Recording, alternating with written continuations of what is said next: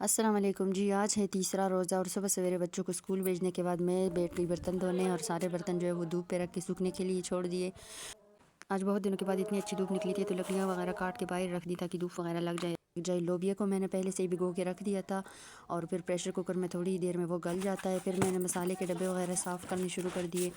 अच्छा जी, सफाई करने के बाद फिर मैंने लोबिया को पानी में डाल के उसको बॉईल करने के लिए रख दिया था। 10-15 मिनट में ही वो बॉयल हो जाता है।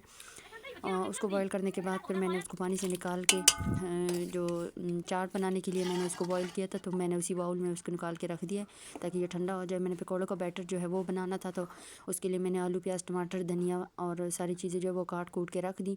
अच्छा, ये टमाटर जो ये मैंने सैलेड के लिए काट के रखा था और सलाद और जो चाट बनाना था उसके लिए भी सारी चीज़ें मैंने काट के रख दी थी। फिर आखिर में इसमें तो दही रायता वगैरह मिला के तो और चटनी मिला के इसको आज पूरे 3 दिन के बाद धूप निकली है तो हमारी मुर्गियाँ धूप पर एंजॉय कर रही हैं। आपने भी अफ्तारी की तैयारी कर ली है?